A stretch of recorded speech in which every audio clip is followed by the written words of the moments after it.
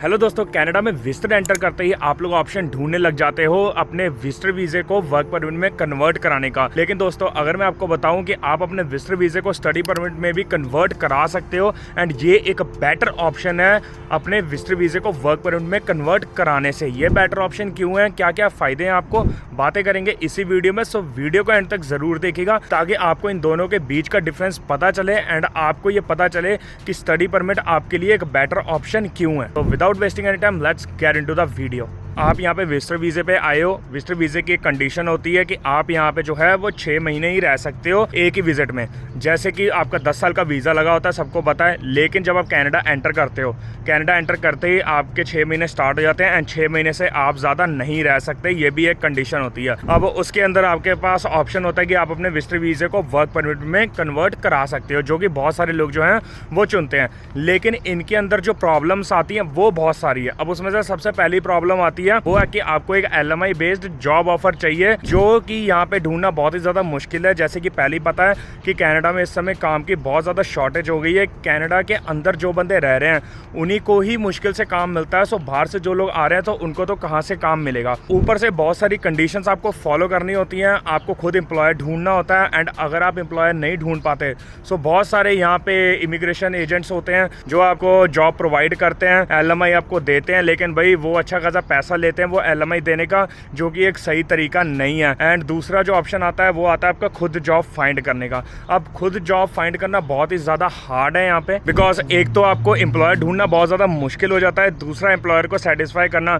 कि मैं इस जॉब के लिए काबिल हूँ, उसके लिए भी बहुत ज़्यादा मुश्किल हो जाता है। ऊपर से कोई कोई एम्प्लॉयर तो ऐसे भी होते हैं जो आपसे LMI देने के पैसे लेते हैं, भाई 10-10, 20-20 हज़ार डॉलर। तो बहुत ही ज़्यादा मुश्किल हो जाता है। ऊपर से एक तो आप वहाँ से जब आप एंटर आए होते हैं वहाँ पे भी आपने विजिटर वीजे की फाइल लगाई होती है, उसमें भी आपका अच्छा खासा पैसा लगा होता है। यहाँ पे आके आप फिर दोबारा LMI के लिए पैसा लगाते हो। उसके बाद LMI अप्रूव होगी नहीं होगी वो भी एक अलग बात होती है।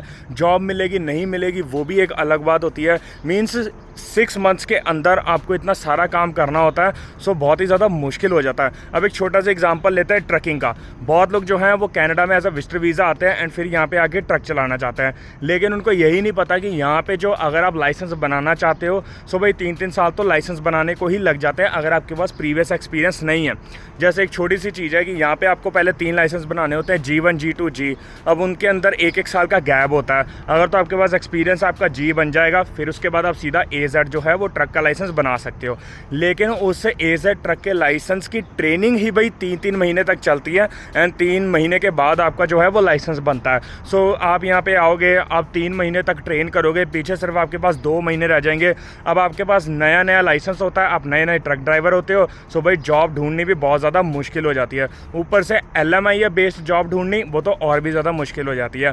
ऐसे में फिर लोग क्या करते हैं, फिर लोग यहाँ पे एजेंट्स ढूंढते हैं, इमिग्रेशन एजेंट, बिकॉज उनके पास ऑलरेडी प्री अप्रूव्ड LMIs पड़ी होती हैं एंड वो सोचते हैं कि बस वहाँ पे जाके वो LMI खरीद लेंगे। लेकिन भाई वो जो LMI वो बेचते हैं वो भाई $20,000 से लेके $25,000 तक बेचते हैं। सो आप खुद अंदाज़ा लगा लो कि कितना ज़्यादा खर्चा है। वहीं पे अगर हम बात करें, आप अपने विजिटर वीज़े को स्टडी परमिट में इजीली कन्वर्ट करा सकते हैं एंड भाई बहुत ज़्यादा इजी होता है, ज़्यादा खर्चा भी नहीं होता। एंड बहुत लोग जो हैं वो इस ऑप्शन को इसलिए नहीं चुनते बिकॉज उनको लगता है कि पता नहीं प्रोसेस कितना हार्ड होगा, उनको एड्स देनी पड़ेगी एंड उनको स्टडी वगैरह करनी पड़ेगी। लेकिन अगर आप सोचो, जहाँ पे आप यहाँ पे वर्क परमिट में कन्वर्ट कराना चाहते हो अपने विजिटर रिकॉर्ड को, जो कि जिसमें बहुत ज़्यादा पैसा लगता है, जिसमें जो बहुत ज़्यादा टाइम कंज्यूमिंग है, वहीं पर जो है आप वहाँ से यहाँ पे आते हो स्टडी परमिट में उसको कन्वर्ट कराओ। सबसे पहली चीज़, उसमें IELTS रिक्वायरमेंट नहीं होती बिकॉज आप ऑलरेडी इनसाइड कनाडा हो। सो यहाँ पे क्या होता है, यहाँ पे आपको स्कूल वगैरह ढूंढने होते हैं। बहुत सारे स्कूल्स होते हैं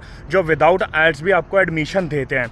अगर यहाँ पे IELTS की ज़रूरत नहीं होती, लेकिन कोई कोई इंस्टीट्यूट जो है वो आपको कहता है कि आप 2-3 महीने की यहाँ पे इंग्लिश लैंग्वेज की ट्रेनिंग कर लो, आप वो कर लेते हो, आपको सर्टिफिकेट मिल जाता है, उसके बेस पर भी जो है आपका एडमिशन हो जाता है। सो पहली कंडीशन तो यही हट जाती है आपकी IELTS की। जो लोग इंडिया से स्टडी नहीं करके आ सकते बिकॉज ऑफ IELTS, वो लोग विजिटर ब्रैकेट पे आओ और यहाँ पे स्टडी परमिट में कन्वर्ट कराओ। सो बहुत ही अच्छा ऑप्शन हो जाता है। दूसरी चीज़ स्टडी परमिट में ये अच्छी होती है कि जब आप इंडिया से स्टडी परमिट लेके आते हो सो भाई वहाँ पे जो है आपको GIC पे करनी पड़ती है, जो कि इस समय 12 लाख रुपए हो गई है, जो बहुत ज़्यादा है, जिसकी वजह से जो है वो आधे लोग वहाँ से यहाँ पे आने के लिए विजिटर रैकेट लगाते हैं एंड फिर यहाँ पे वर्क परमिट में कन्वर्ट कराते हैं, लेकिन वर्क परमिट के लिए फिर पैसा चाहिए। सो भाई वो जो GIC है, जब आप यहाँ पे आके उसको स्टडी परमिट में कन्वर्ट कराते हो, सो वो GIC भी आपकी नहीं लगती। सो एक तो आपकी एल्स की सिरदर्दी हट जाती है, उसके पैसे बच जाते हैं, दूसरी आपके GIC के पैसे बच जाते हैं, जो कि 12 लाख रुपए हैं, यहाँ पे कम से कम 10,000 कैनेडियन डॉलर्स हैं।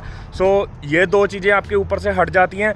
तीसरी चीज़ जो है, आप यहाँ पे अपने खुद इंस्टीट्यूट ढूंढ के एंड उनके अंदर एडमिशन ले सकते हो एंड आप रहने की जगह ढूंढ सकते हो। आपको पता है कि कहाँ पे आपने रहना है, कौन से कॉलेज में आपने जाना है, आप अच्छे से सर्च करके ये सब कर सकते हो।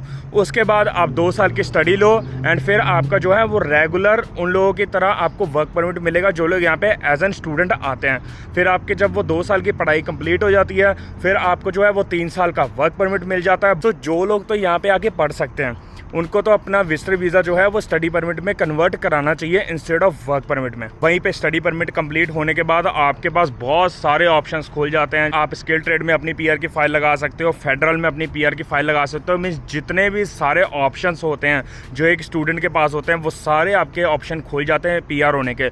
सो भाई आपकी PR कम से कम उस सिचुएशन में ईजी हो जाती है इंस्टेड ऑफ जब आप यहाँ पे आके वर्क परमिट में कन्वर्ट कराते हो। जो लोग यहाँ पे लाइक 20 से 30 के बीच में आ रहे हैं, सो भाई इजीली आप स्टडी लेके और अपना जो फ्यूचर है उसको बेटर कर सकते हो एंड आगे आपके जो है वो PR के ऑप्शंस बहुत ज़्यादा खुल जाते हैं। तो गाइस आई होप इस वीडियो से आपको कुछ ना कुछ सीखने को मिला होगा एंड आप लोग जो है वो कनाडा में आकर अपने ऑप्शंस जो है उसको एक्सप्लोर कर सकते हैं। सो भाई जो भी लोग यहाँ पे आ रहे हैं उन सबको बेस्ट ऑफ लक अपने फ्यूचर के लिए एंड अगर वीडियो अच्छी लगी हो तो चैनल को लाइक एंड सब्सक्राइब जरूर करिएगा।